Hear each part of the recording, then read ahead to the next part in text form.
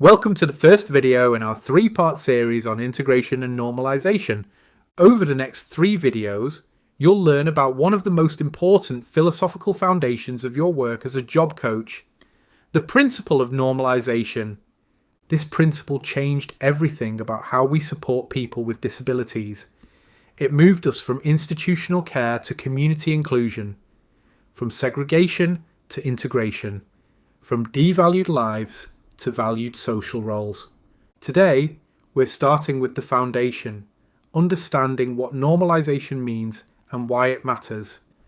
To understand normalization, you need to understand what came before it, the institution era.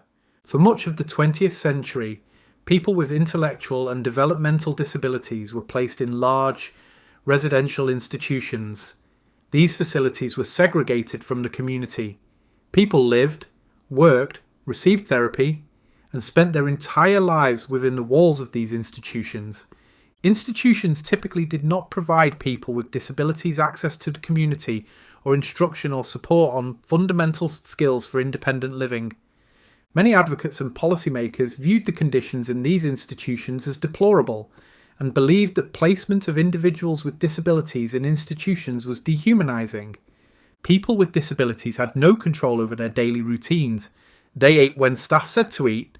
They went to bed when staff said to go to bed. They had no privacy, no choices, no opportunity to participate in typical community life. They were separated from society, hidden away, devalued. The shift begins. A major paradigm shift began to occur in the late 1960s and early 1970s. Advocates for people with disabilities began to look for alternatives to segregated institutional placements. The catalyst for this change was the principle of normalization. Why this matters for you. You might be thinking, we don't have institutions anymore. Why do I need to know this history? Here's why. The philosophy that created institutions didn't disappear just because the buildings closed. Segregated services still exist. Sheltered workshops still exist. Day programs where people with disabilities spend all day together, separate from the community, still exist. And even in community-based employment, we can still operate with an institutional mindset if we're not careful. Your job as a job coach is to ensure that the people you support experience true community integration, not just physically being in the community, but actually belonging to it. In 1969, Bengt Nierje, a Swedish advocate, defined the principle of normalization. Here's his definition. Normalization means making available to all people with disabilities patterns of life and conditions of everyday living which are as close as possible to the regular circumstances and ways of life of society. Let's break that down with Nierje's own examples. Normal rhythm of the day. Nierje wrote, normalization means a normal rhythm of day. It means getting out of bed and getting dressed even when you are profoundly physically disabled. It means eating under normal circumstances, as sometimes during the span of the day you may eat in large groups, but mostly eating is a family situation which implies rest, harmony, and satisfaction. A normal daily rhythm also means not having to go to bed earlier than your peers, not earlier than your sisters and brothers, or not too early because of lack of personnel. What's Nierje saying? People with disabilities should experience the same daily rhythms as everyone else. Separation of life domains. Nierje also said, it is wrong when a person has his training classes, his structured therapies, and his recreation activities in the same building that serves also as his home.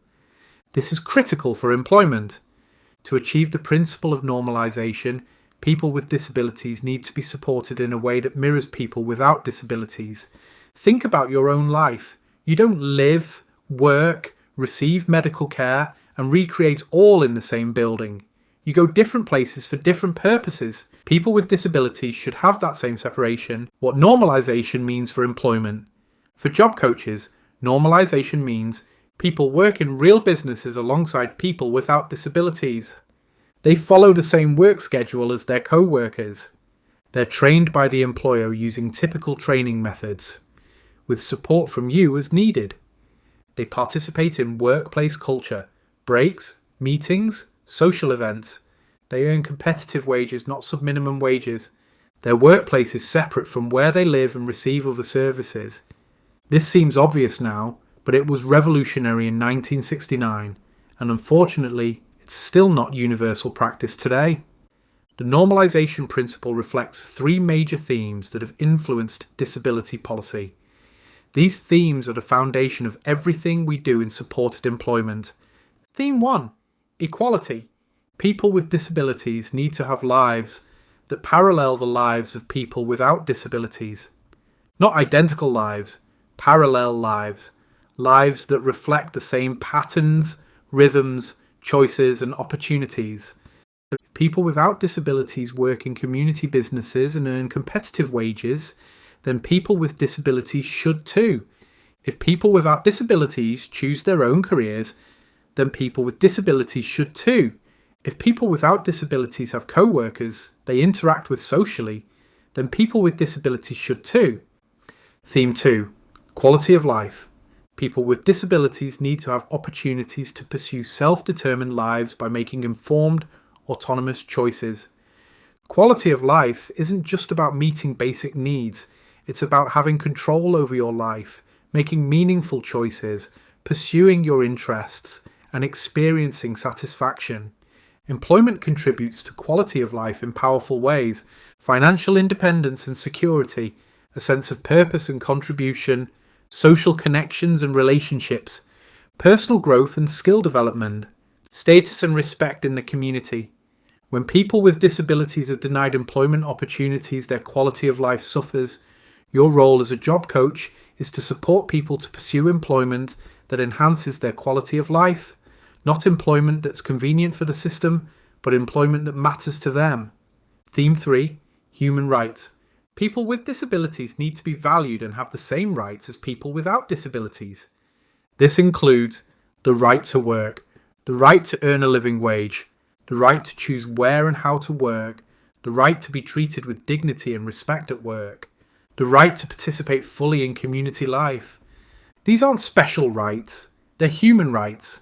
When we support people with disabilities in employment, we're not doing them a favour, we're honouring their rights. Social role valorization. In 2000, Wolfensberger expanded on the normalization principle by introducing the concept of social role valorization, or SRV. SRV examines the social impact that the roles we play in society have on our position, standing, and opportunities in the community. Here's the core idea. People who fill roles in society that are valued by society typically have access and support from their communities. People who fill roles that are devalued by others will typically not be supported by their communities. Why this matters? Think about valued roles in our society: employee, co-worker, taxpayer, neighbour, friend, volunteer, customer. People who hold these roles are seen as contributing members of society. They're included, they're respected, they have status. Now think about devalued roles: recipient of services, client, patient, person who doesn't work. When someone's primary identity is as a recipient of services, someone who is always being helped, never contributing, they become devalued in the eyes of society. This isn't fair, it's not right, but it's the reality we're working to change. Employment as a valued social role. This theory is important because employment is a valued component of our society. When people with disabilities work, they hold valued social roles. They're employees, not just clients. They're co-workers, not just people being supported. They're contributors, not just recipients. They're taxpayers, not just beneficiaries. Work transforms how society sees them and how they see themselves. When people with disabilities don't work, they may be devalued. They're seen as dependent, as needing help, as unable to contribute. This perception limits opportunities and creates barriers. Your work as a job coach helps people with disabilities access valued social roles through employment. How SRV guides your work. Social role valorization should influence how you think about every aspect of your work. Job selection. Are we helping people get jobs that are valued in society? Jobs that provide status and respect? Workplace presence.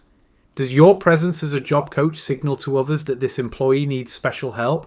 Or are you fading into the background so the employee is seen as a competent worker? Social integration. Are we facilitating relationships between the employee and their co-workers? Or is the job coach becoming the primary social connection? Language. Do we refer to people as my client in front of employers and co-workers, which emphasizes the service relationship? Or do we use their name and talk about them as employees? Everything you do either reinforces valued social roles or undermines them. Be intentional. Employment is a valued role that transforms how people are seen and how they see themselves. This philosophical foundation isn't abstract, it's practical. It guides every decision you make as a job coach. In the next video, we'll talk about what competitive integrated employment actually looks like in practice and why segregated settings fail to achieve normalization.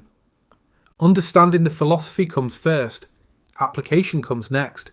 Great work today!